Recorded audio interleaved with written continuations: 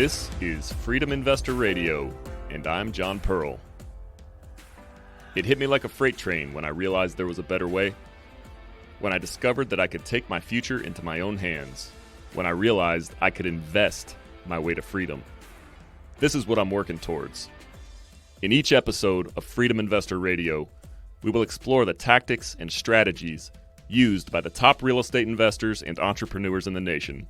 We will learn how you can start investing your way to freedom and take control of your life. Thanks so much for tuning in.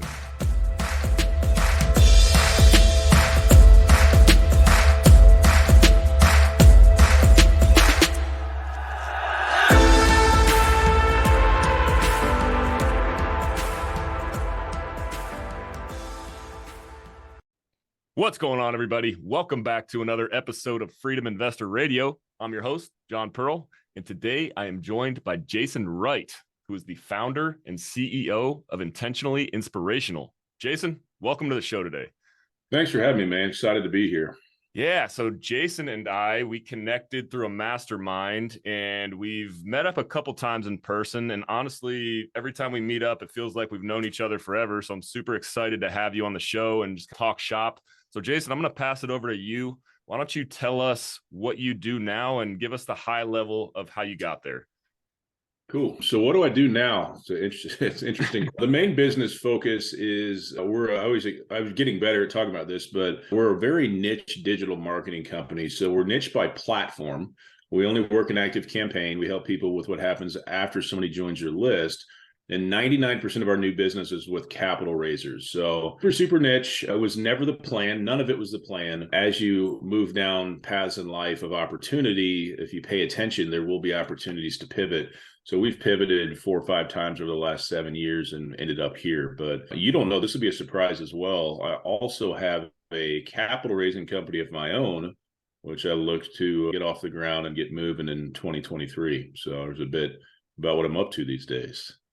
Excellent. So I understand you at one point before you started working for yourself, you were in corporate America, right? So tell us a little bit about what you were doing before you started working for Jason Wright, and what was the process like to exit that world? Yep. So I got to even give you a little bit more of a backstory before I can answer that to set that up. When I was 14 years old, my obsession was fishing. I wanted the new tackle, the new rods every season.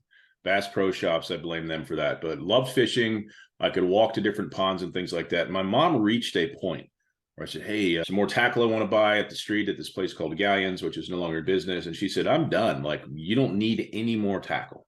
And I was like, but there's new stuff I got to get. And she's like, I suggest you find a way to make money. Okay. We had 3 neighbors who lived in a cul-de-sac. We had 3 neighbors that never cut their grass, and we had a riding lawnmower. So I made 3 knocks on the door, and all of them said yes and hired me to cut grass. And I was making $75 a week at 14 with no bills, and I put all of it into fishing tackle. So I got that taste of making my own dime very young. Fast forward, get out of high school.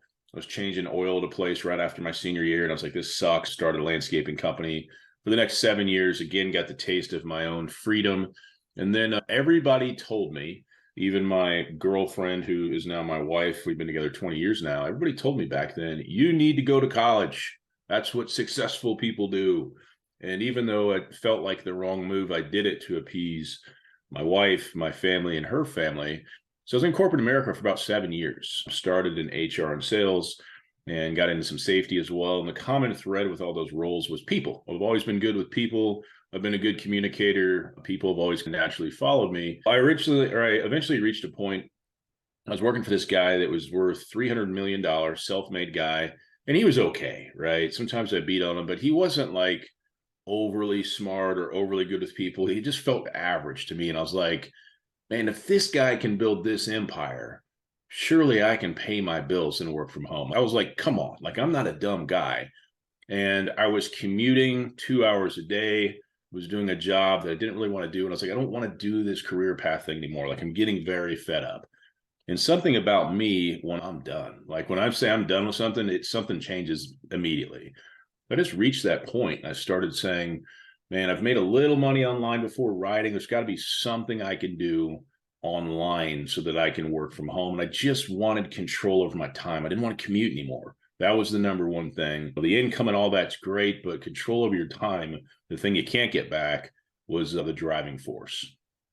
Got it.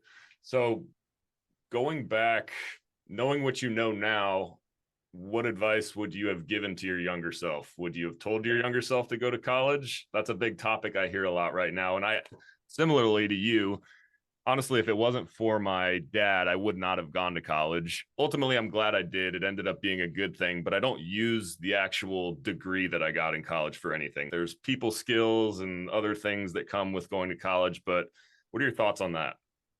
Yeah, it's a great question. So I have an undergrad in organizational leadership and supervision. And surprisingly, the time at which that came in my life, I needed that class. I needed that degree. I needed those teachers. I needed those people. I met my wife in that program. I never look at that as a waste of time or money. I went to IUPUI in downtown Indianapolis. So it was a commuter college, lived at home, commuted to school. So I wasn't on campus. I was working the landscaping business. I worked my face off during college. So I was just there as much as I needed to be. That was a good experience. Like that made sense. It taught me how to speak in front of people. There's a lot of benefits I take from that. It was a great time of my life, and I do not have regrets about it. My parents paid for that degree, which was great. I didn't appreciate it at the time, but I do now. And after that, I decided to go back and get my master's. And I think the master's was a giant waste of money. It never did anything for me. I literally should have went and bought a Corvette instead. You know what I mean? Like just went and blown it or put it into a business or anything but that, because it was just a waste of time. My son was an infant there. He'll be 17 in April. It was so much stress, and I just never got anything out of it. I would interview for jobs and people would say, "Oh, you have a master's, you're overqualified. This isn't a good fit." I'm like, wait, it's keeping me for what? What's going on? It never helped me get anything in the corporate world. When I got it, I was always told, hey, this is the exception if you have a master's, but it became the rule. It became the new bachelor. So it really didn't give me any advantage. So I can't say in a blanket statement, don't go to college, but I would say depends on what you want to do. If you said, I want to go to college for business, I'm like, don't go to college for business. It's a horrible idea. It's not necessary. It's a waste of time and money.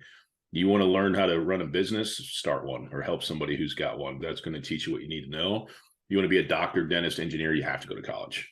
Would you want an engineer building your building who hadn't been to college? Probably not. Yeah, absolutely. So how important has the mindset piece, like how did you come about the proper mindset to have the confidence to leave what you were doing, steady income, and start the businesses that you're currently doing? Yeah, it's a good question. So the mindset's changed. When I quit corporate, I didn't tell you this. I quit corporate twice because the first time it didn't go so well. When I quit corporate the first time, I actually got cocky and went out the next day, no job, and bought a brand new Infiniti sports car. And my wife's like, how are you going to pay this? I was like, it'll be fine. Don't worry about it. Too many questions. 60 days later, I'm upstairs looking at our bills going, who's going to pay these bills? What do we do? It's not fun. But what happened is, I'll tell you more about that. We ran out of money in 2 months, had literally nothing coming in. I'm sitting at home all day, and I'm like, I'm telling all my neighbors what I'm doing, and people started rooting for my failure. You can't do that. You'll see.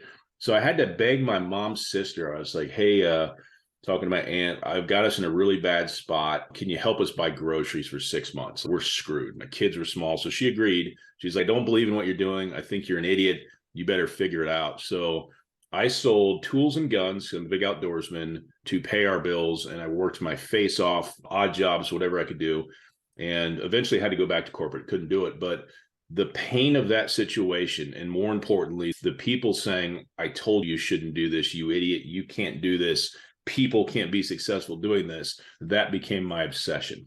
And I was like, all I want to do is prove them wrong by not saying a word. I want them to come to me and be like, what do you got going on? It's been years and you're still working for yourself. It must be working. And that's all happened now. So Frank Sinatra has a quote, the greatest revenge is massive success. And that became my obsession. So my mindset shifted when I was broken and broke, that said, if it doesn't kill you, it's just going to make you stronger. And I became obsessed with that mentality, and it got me out of it. And the way I am now is, I think, no off switch, no effing off switch is how I think. And what that means is I can set goals, but when I reach them, I just keep going, because every time you reach a goal, it never feels like you think it's going to. So I will stop when I die. I'm a legacy guy. I'm a journey entrepreneur, not a destination entrepreneur. So my mindset now is, who is going to stop me? I wouldn't want to stop me. So it's evolved over time. No, it's great. And so you talk about some moments, like some rock bottom moments in your life. And I've had some of those myself along the way that have really shaped my outlook on what I'm doing and my reason for doing this. Do you think it's necessary for people to experience moments like that? I think in the pursuit of having the freedom and control, working for yourself, whether that's being an investor, being an entrepreneur, I think you naturally come to moments like that. You take that chance, and ultimately along the way, you're going to fail somewhere. How important is it to move past those failures and learn from them and not just quit right when you hit that roadblock? I think it's an essential part of the process. And this sounds really weird, but I wish my struggles were more painful than they were. Because if you think about lifting weights, you're a big guy, you're a fit guy, you'll understand this. When's the last time you really built up a muscle group and didn't experience physical pain? Not only that day, but 2 days later, and you can't get out of bed. Pain is required for, and my mind always goes back to the weight room, and it's like, it's true. There's no way around it. Anytime you think your situation's bad, it doesn't matter what's going on in life. There's always somebody out there who has it worse. But that perspective, like when I see somebody who is, their father built a company and just gives it to them, like that's nice for them. But that person who's inherited the company is never going to compete with me mentally because they haven't had to work for anything. All they know is the gravy train. And I know what it's like to work your face off and have nothing to show for it. So I think it builds a significantly deeper, more well-rounded person. So it's a very necessary part of the process. Yeah, totally. So what do you think is the number one aspect, the number one thing that's keeping people, so many people have this life that they envision for themselves, but they're stuck in the rat race. That's a term that people throw around a lot, and especially in real estate investing, corporate W-2 jobs, working for somebody else, driving to a 9-to-5 job every day, the golden handcuffs.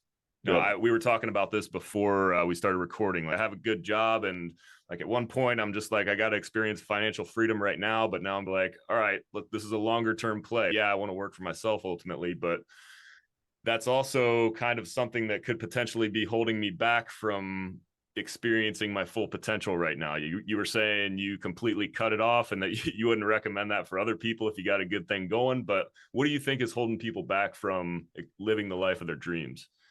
Yeah, it's a great question. I never get sick of it. So there's a couple things. One is fear of judgment.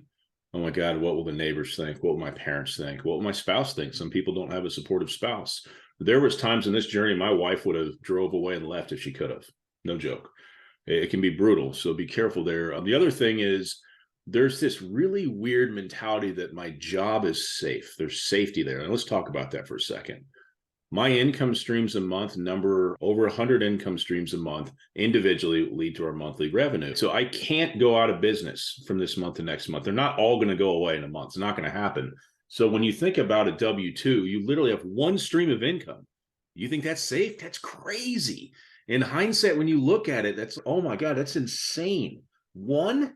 So there's a little bit of a mindset shift there. The other thing is you'll hear people say, I don't have time right now.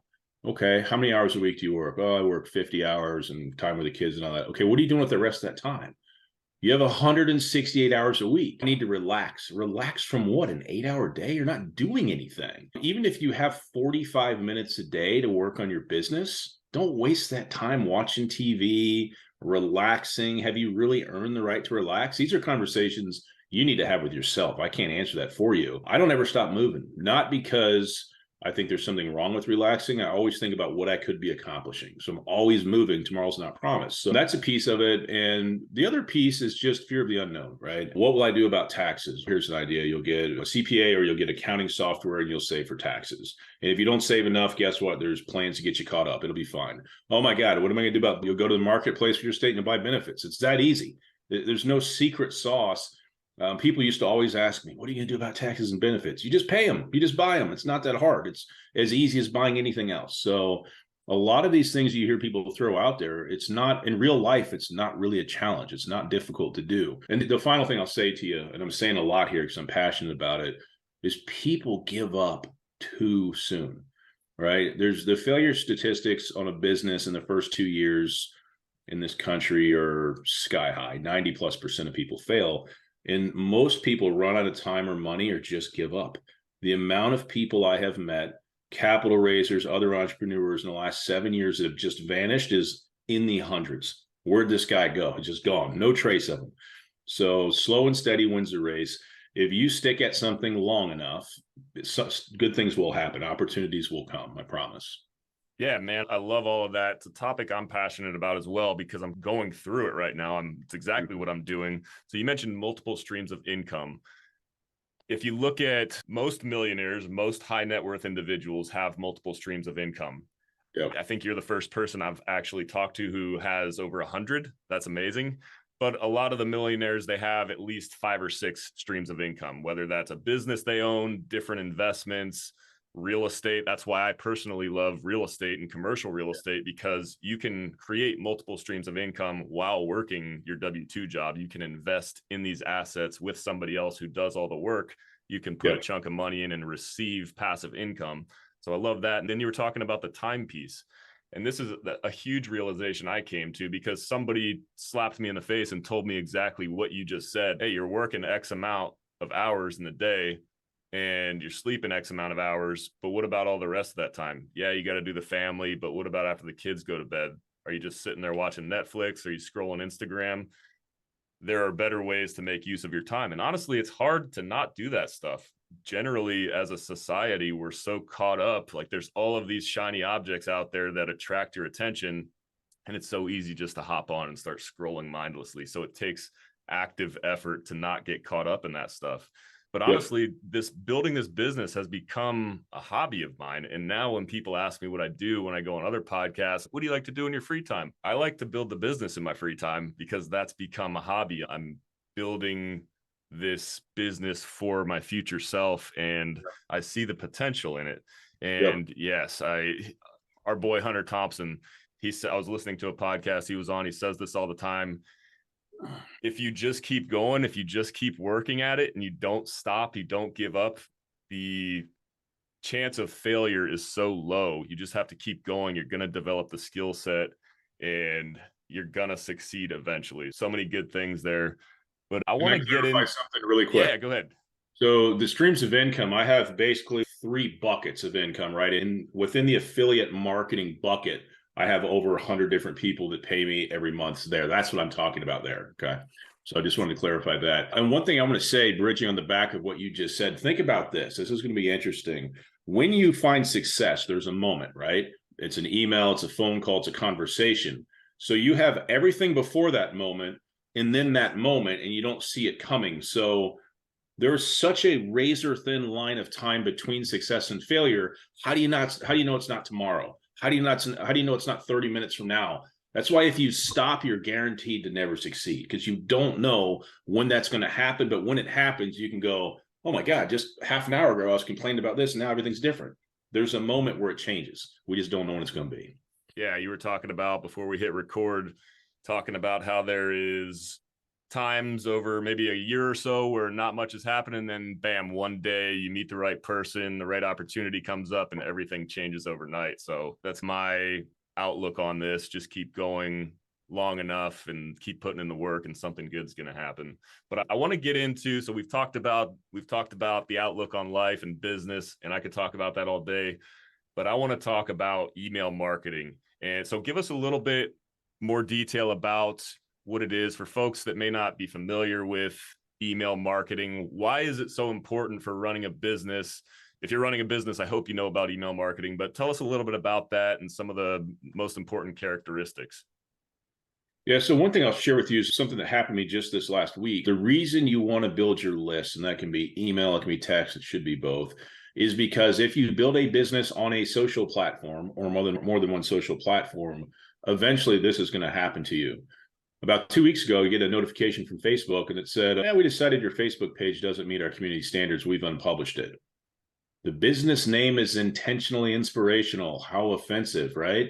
I've never posted any content even remotely upsetting.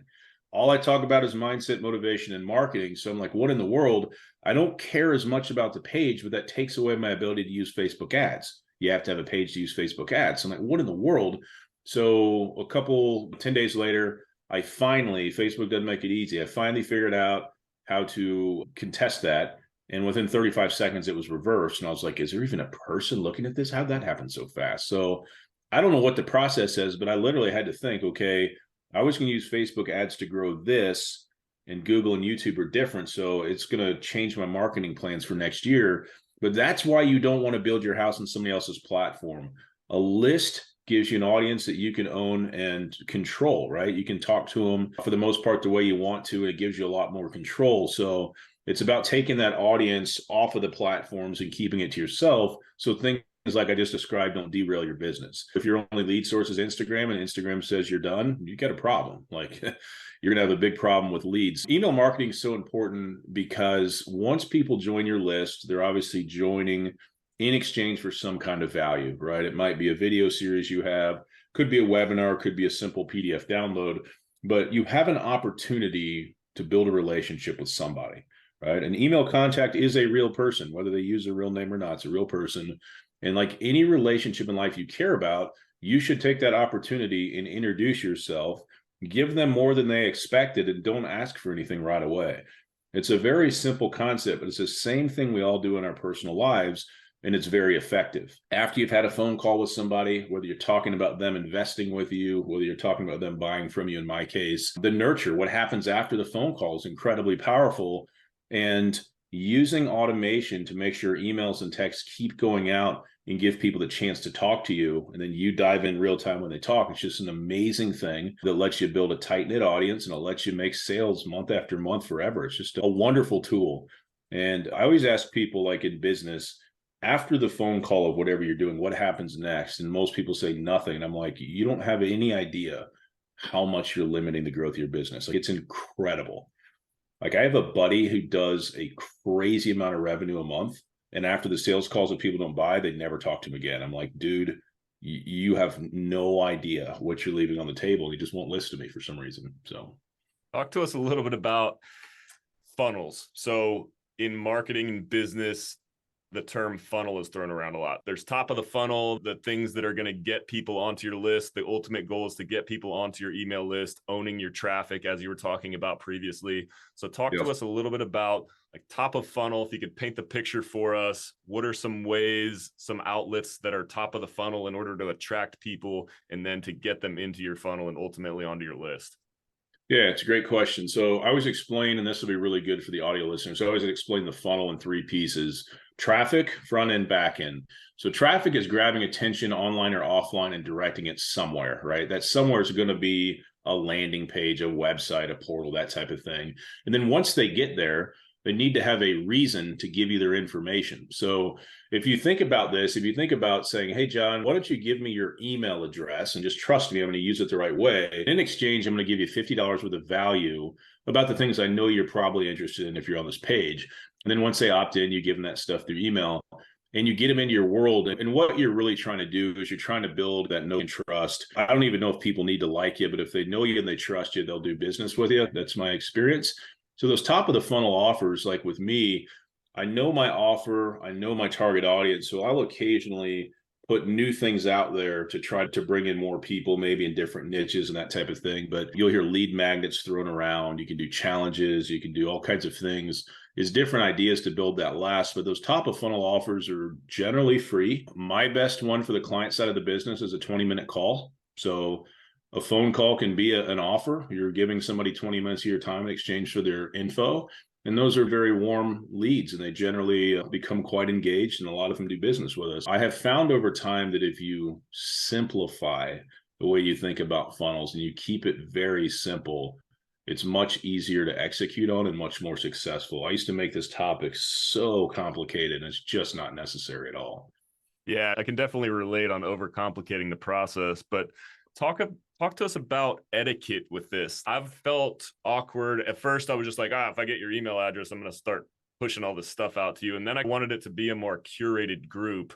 Is there any sort of etiquette, or what are your opinions on having somebody opt in themselves versus just spraying and praying?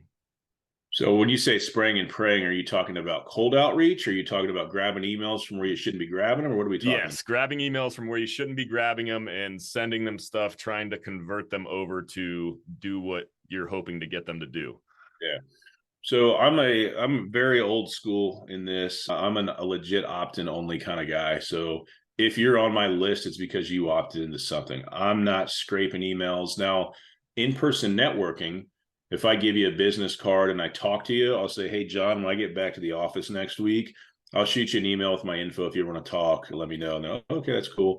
So I'll come home, I'll send them an email, and then I'll wait 3 days and drop into my welcome sequence. I consider that legit opt-in because their email address is on their card and I told them I was going to do it. But like as far as buying or scraping a list, if people don't know they're there, the open rates are never going to be as good.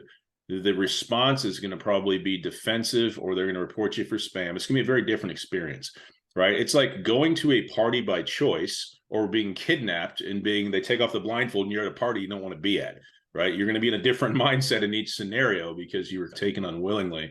So if you're going to do cold outreach, I would personally use Messenger. I would use one of the messaging platforms because then you can have a conversation. And if they're interested in something, then you can direct them to a landing page where they can log in. But cold outreach through Messenger is okay. Cold calling, come on, this isn't 1980. I hate cold calls. You'll never get me on the phone. Cold email, once in a blue moon, we're talking like a fraction of a percent. I'll get a cold email that I'm actually like, oh, that's interesting. But is it worth being blacklisted? Is it worth all the spam complaints? I don't think so. There's better ways to use your time. Aside from not following up, so I'm in real estate investing, capital raising for commercial real estate deals. What do you see as the biggest issue in this space? Because that's what you're specializing in now. Yeah. What's the biggest issue in the email marketing space for real estate investors, capital raisers, outside of not following up?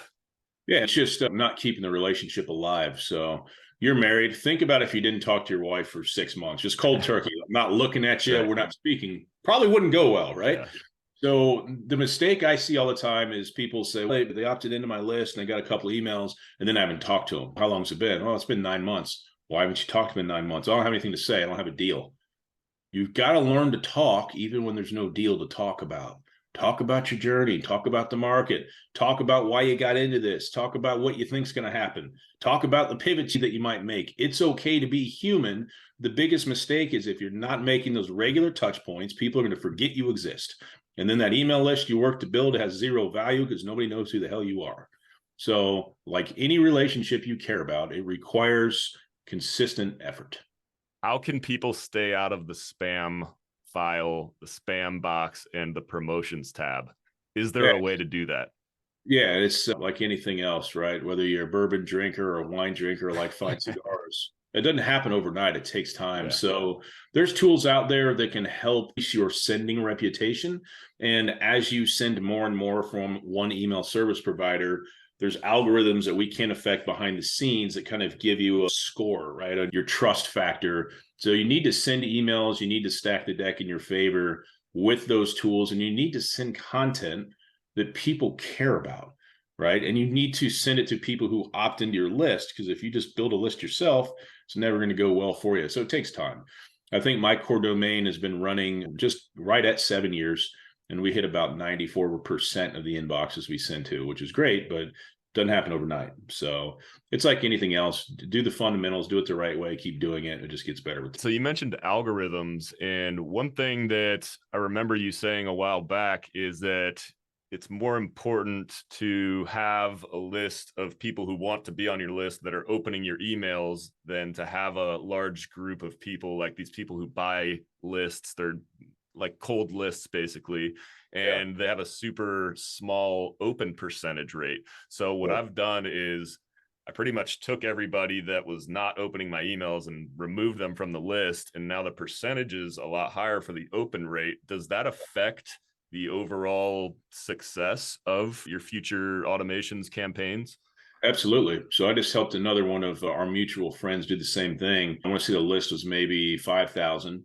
We cut it down to maybe 1,500, 1,800. And these are people that had opened the last 5 or 6 emails, and then your open rates triple. And it's, do you want to talk to the audience where half the room's asleep? or do you want to talk into the room off to the side of the main room where you got 10 people like completely engaged? So I'll take the small engaged group all day. Oh, that's great. And so you mentioned keeping in touch with your list. So how much is enough? How often is enough? I've heard a lot of different opinions on this. And there's the folks out there who send the quarterly update or the monthly newsletter. How much is enough to be successful in your opinion? So with the capital raising, I tell people if you can do once a month, it's 12 emails a year. At least it's consistent. Start there. I wouldn't do less. Quarterly is not very much. Like it's very infrequent. And if you're doing deals, you're going to give people more updates on the deal anyway. But try to do a weekly newsletter. It literally never happens. I had 1 month this year where I got 5 out, but usually it's 2 to 3. But I'm on podcasts and on social media, and I'm around enough, and the same audience sees me that between that and the different automations and funnels we have, I'm making touch points all the time. A ton of people I've talked to about business, like doing business with me, are in my nurture. So they get 10 emails, 10 texts, 2 ringless voicemails over 56 weeks. And it's great because it reminds them I'm alive. And that's making touch points. As it gets out there, it gets pretty spaced out, but that helps keep a lot of people going. I have a lot of people in that as well. So automation can help also.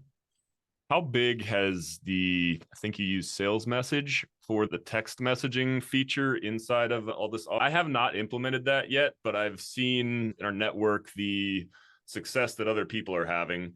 And that's something I have on my list to get going. It seems like it's a super powerful concept. How big is that as a piece of this puzzle? I was asked in a podcast last week what my favorite tool was in business, and everybody thought I was going to say Active Campaign, but it's actually sales message. Would you like to make a couple hundred extra thousand a year, John?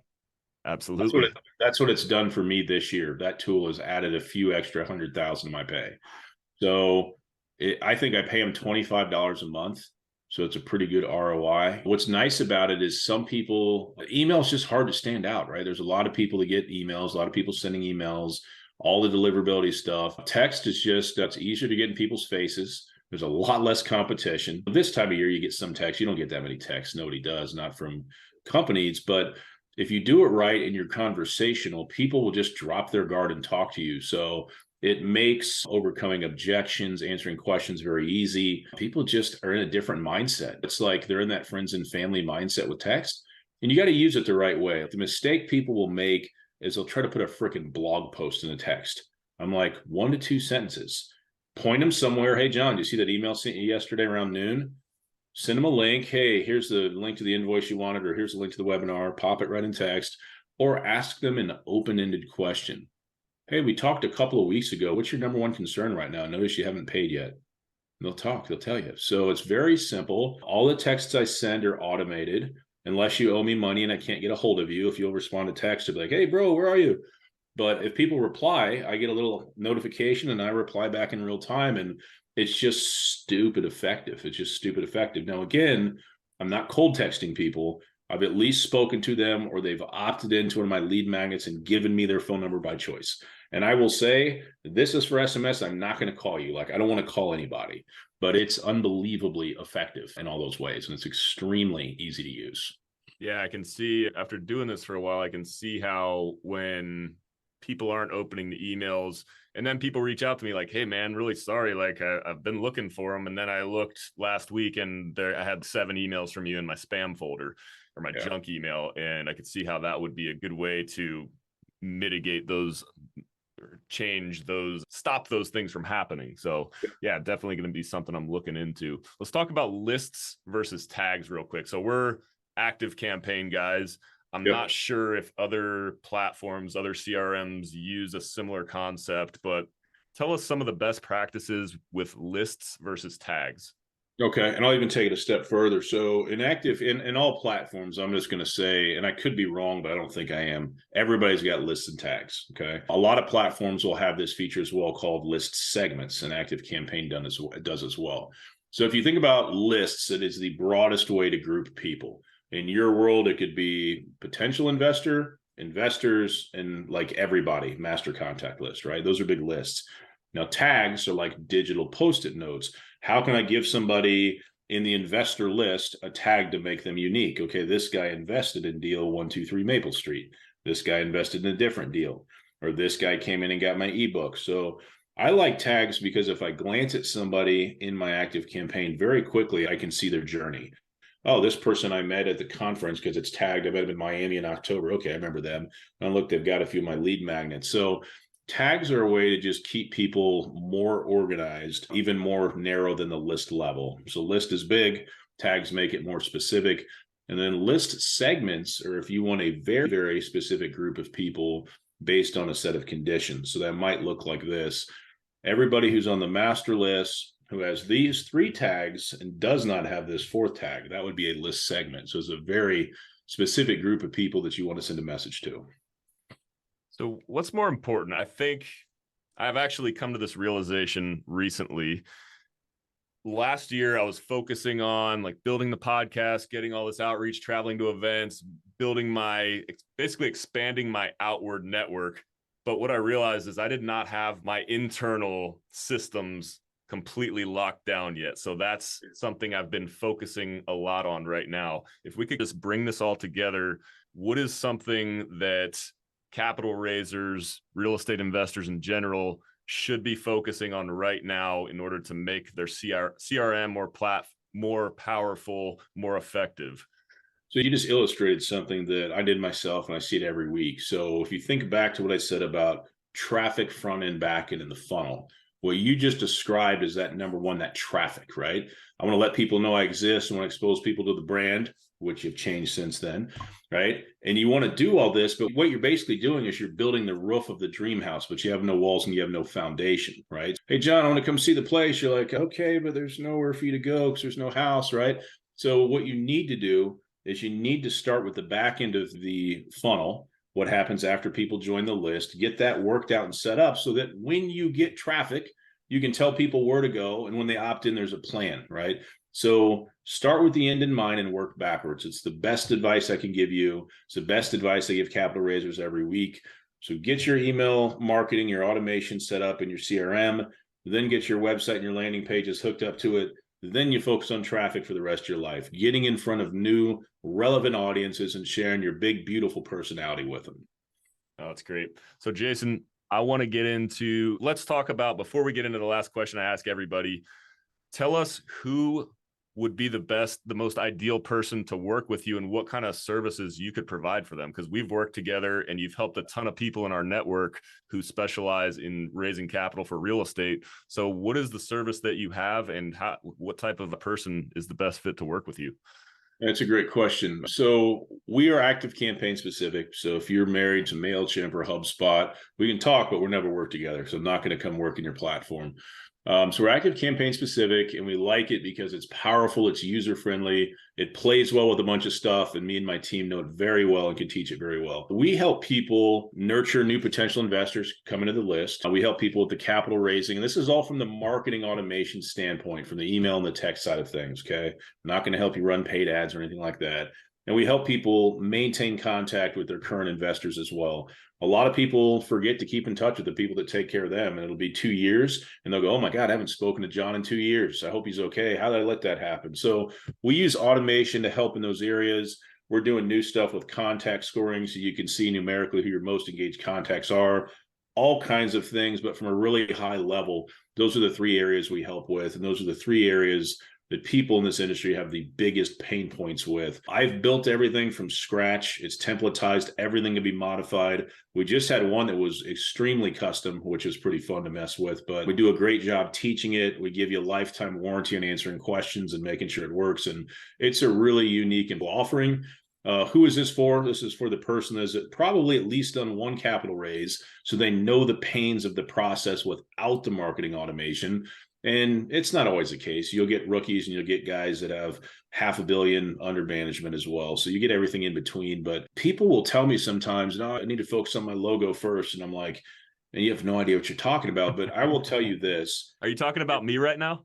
I'm not talking about you, but if you fall into that, you're not alone. I tell people, if marketing automation is not your pain point to scaling your capital raising, mark my words, it will be someday. There's going to be a point where you're going to go, man, what got me to here won't take me to the next level because I can't do it. So that's what we help with. No, that's awesome. And a joke about that, because I always worried about the stupid shit that didn't matter.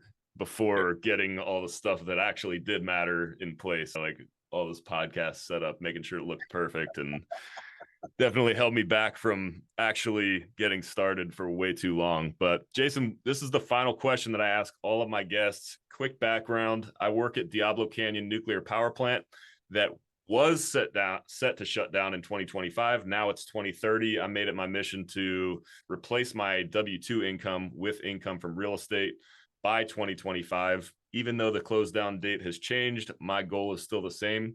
What's your one piece of advice you would offer to folks who are looking to escape the W-2 world to create a life of freedom and control via entrepreneurship or investing? A piece of advice is patience, young grasshoppers. The timeline is not as important as the level that you're at when it's time to go. So if you and your wife decide that, hey, we either match the income or we're close enough that we're comfortable stepping away, that might be the right time. It could be sooner, it could be a year later, but I think that move is more important than the arbitrary date. Goals are great, right? But if you miss goals, guess what? It's okay. I miss goals every day, right? So you got to celebrate the wins and keep going, but don't become so obsessed with that timeline that you do something and get yourself into a jam. Love it. So Jason, where should people go if they want to connect or they want to work with you? Where should they head? Intentionallyinspirational.com. That's got everything we've got going on right now, and you can connect right there. All right, ladies and gentlemen, Jason Wright of Intentionally Inspirational. Thanks so much for joining us today. Thanks for having me, man.